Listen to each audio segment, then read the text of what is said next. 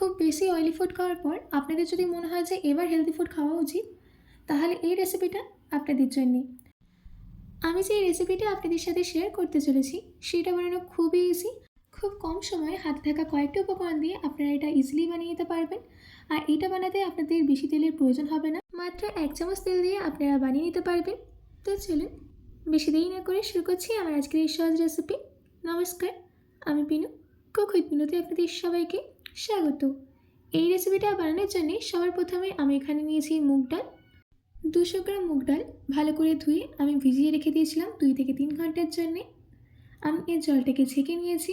এবার আমি এই ডালটাকে গ্রাইন্ডিং জারের মধ্যে ট্রান্সফার করে দিচ্ছি। তারপর এর মধ্যে 1/4 কাপ জল অ্যাড করে এটা একটা স্মুথ পেস্ট রেডি করে নেব। দেখুন আমাদের এখানে পেস্টটা রেডি করে নেওয়া হয়ে গেছে। এবার এই পেস্টটাকে একটা মিক্সিং বোলের মধ্যে ট্রান্সফার করে দিচ্ছি। তার সাথে আমি অ্যাড করে দিচ্ছি 1 কাপ সুজি,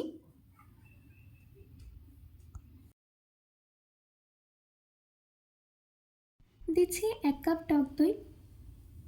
এবার এই সুজি, টক দই আর ডালের পেস্টটাকে 2 মিনিট ধরে ভালো করে মিশিয়ে নিতে হবে, যাতে এর ফার্মেন্টেশনটা ভালো হয়।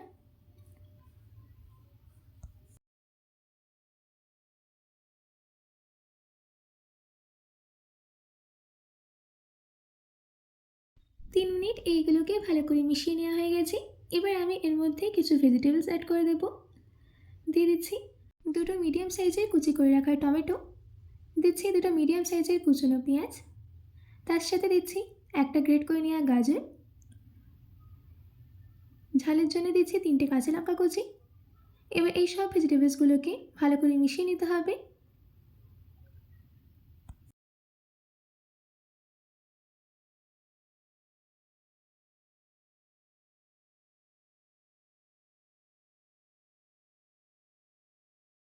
ভেজিটেবলসগুলো দেওয়ার পর প্রায় 1 মিনিটের মতো ভালো করে মিশিয়ে নিয়েছি।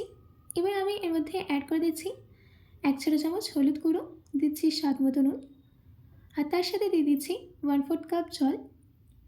হলুদ গুঁড়ো দিলে এর কালারটা দারুণ আসবে। সব কিছুকে ভালো করে মিশিয়ে নিতে হবে।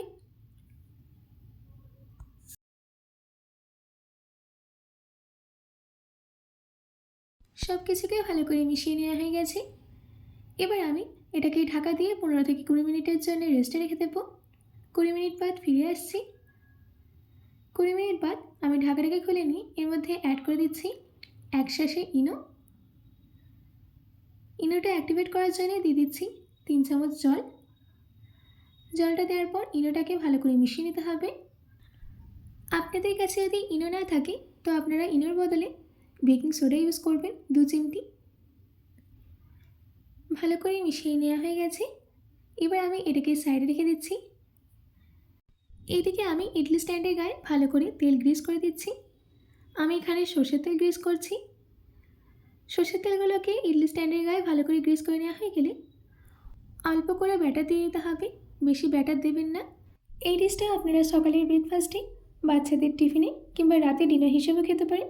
খুবই টেস্টি হয় খেতে।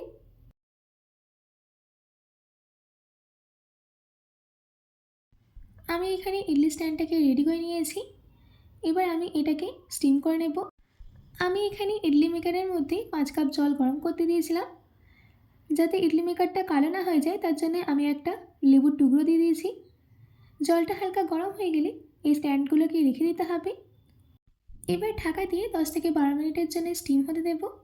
12 মিনিট বাদ আমি ঢাকাটাকে খুলে নিচ্ছি। এখন ইডলি মেকারটা খুবই গরম আছে, তাই জন্য আমি স্ট্যান্ডগুলোকে এখন বের করছি না। 2 থেকে 3 মিনিট ওয়েট করে হালকা ঠান্ডা হয়ে গেলে তারপর বের করে নেব।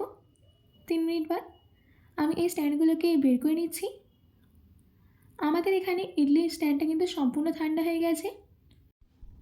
এবার আমি এই ইডলিগুলোকে চামচের পেছন দিয়ে ইডলি স্ট্যান্ড থেকে সেপারেট করে নিচ্ছি। দেখুন কত সুন্দর স্পঞ্জি হয়েছে।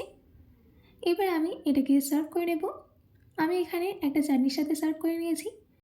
এই চাটনির রেসিপিটা আমি আপনাদেরকে পরের ভিডিওতে শেয়ার করব।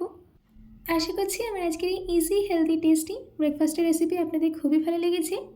বাড়িতে এটি অবশ্যই ট্রাই করবেন ও কমেন্ট বক্সে কমেন্ট করে জানাতে একদম ভুলবেন না। তো আজকের মতো এইটুকু। আবার দেখা হচ্ছে অন্য কোনো রেসিপি নিয়ে। ভালো থাকবেন, সুস্থ থাকবেন।